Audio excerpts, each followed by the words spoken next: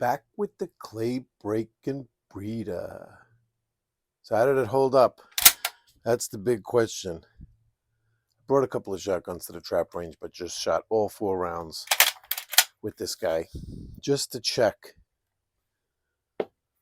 Let's see. How did the repair hold up?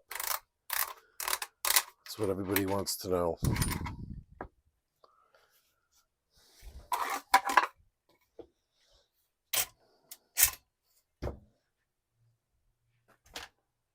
Let's take a closer look.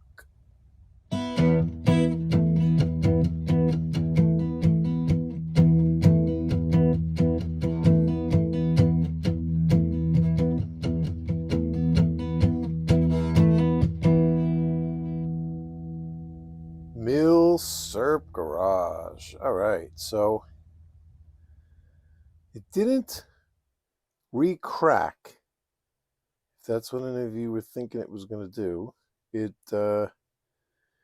held up. But typically, when you weld something, unless it's somebody that doesn't know how to weld, it's not going to break on the weld. That this is now the strongest part. The welding people will tell you that it'll break anywhere else but there.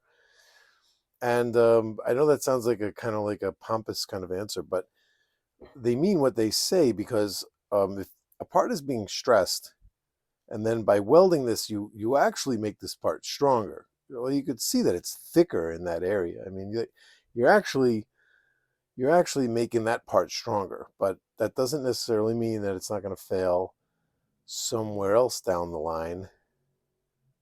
Like here, a crack across here. So we're going to take a good look. This is where the locking lug on the bolt hooks up. Looks okay.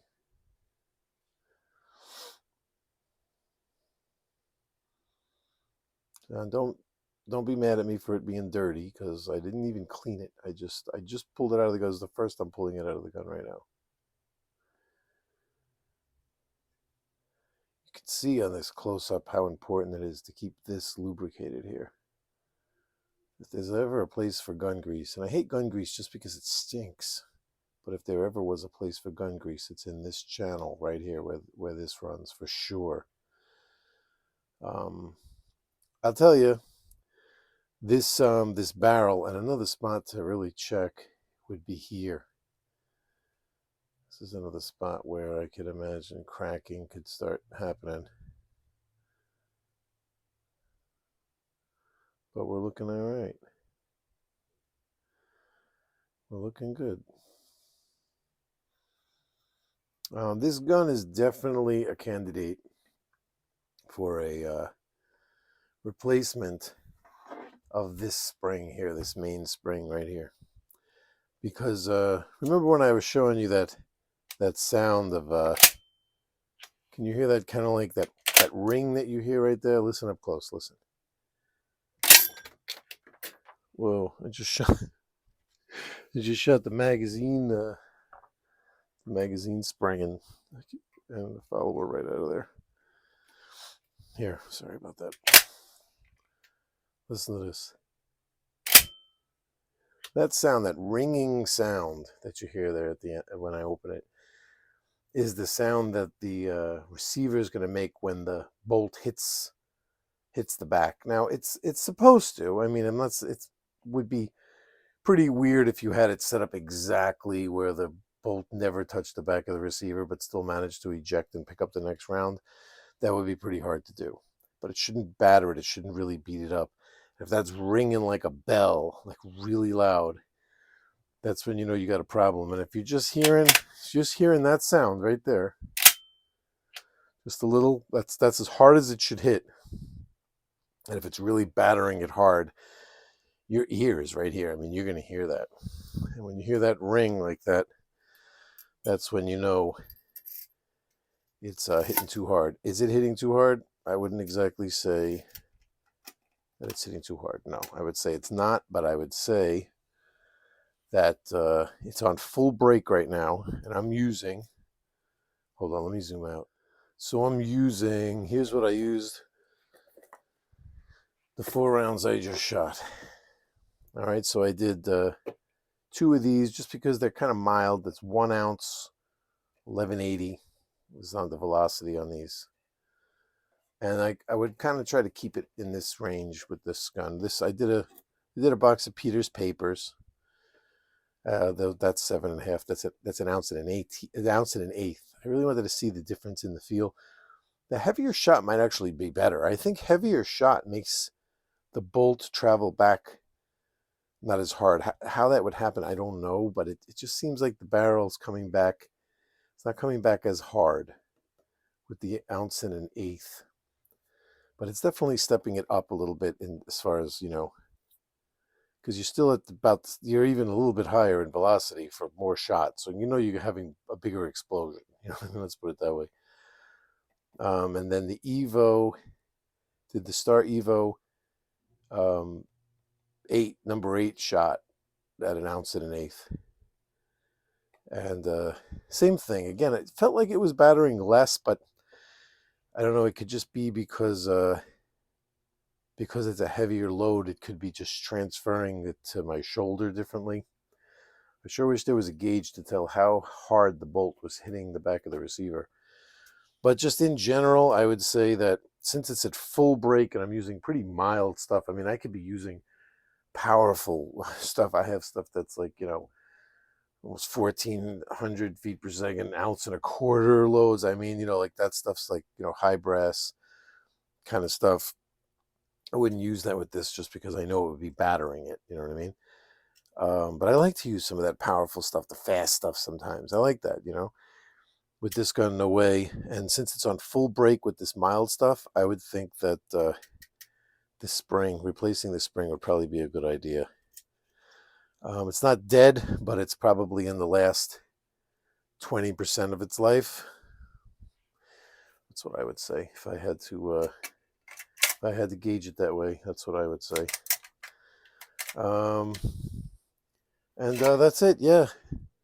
How did it feel? Felt great. I love this gun, and I'm glad that it held up.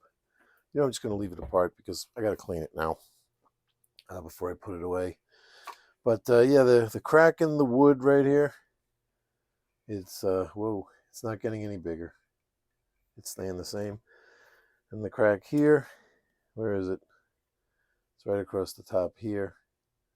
That's not getting any bigger either. If anything, that one looks like it kind of closed up. You know what I mean? Seems like it was a wider gap before. I don't know. I did tighten down. This buttstock was a little bit loose, and I did tighten it down just a touch.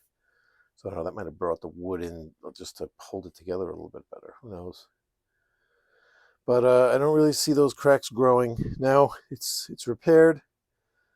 I don't really shoot. I shot a 19, 20, a 21, and a 22 out of these 4 rounds. So, I mean, what is that? I'm missing, what is that, 18?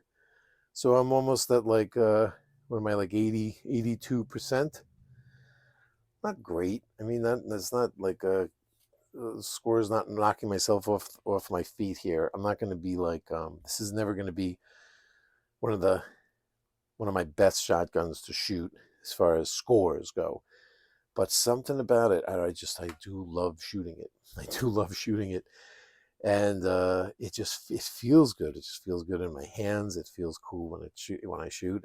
And because it has this extra full choke, I really like the challenge. And when you hit them, you obliterate them. I mean, even the people next to me at Trap are just like, what kind of ammo is that? Because they're breaking them into 3 or 4 pieces each time. And if you have a shot Trap, you've seen this. Like some guys, I don't know, just the gun even sounds like floof. Like when it shoots, it just sounds like poof. When they hit it, they just kind of break it into a few pieces. You know what I mean? This thing sounds like a locomotive. It's like kachunga, with all this like reciprocating mass. It just sounds crazy, and it absolutely makes them disappear, and that's kind of cool, And there is no in between. Either you hit it and it disappears, or you miss. And that's the Italians with these full chokes. Were not, these are super full chokes, man. They were not kidding around. And that's it. So the repair held up. That's the important thing. The repair held up. And I foresee many years of shooting with this thing, that I take it out every once in a while. But, of course, if there's ever a problem with it, I will certainly let you know. Met a couple of cool people down at the trap range today. One guy took a look at the channel and subscribed. So if you're watching this, what's up? Sorry, I forgot your name. But this guy was a cool guy, and he seemed interested in the shotgun. So I don't really try to like advertise the channel like, all over the place. But he was interested in this gun, so I figured I'd just give him the channel to like pop around and get some info on the gun. And I do. That's what my allure is. I just think it's just interesting. I want to learn more about it, how the Italians got into... And then, there's this whole Russian connection now. The guy that originally gave me Splicer Meh, originally gave me the heads up on the Brescia, also told me, he goes, yeah, there's also a Russian connection with a certain... I'm looking for one. If I find one of these, I'm going to buy it. No, I'll bring it to the channel. But sometimes you get so deep into a rabbit hole, you can't even find your way out. Milsurp Garage. Don't take care.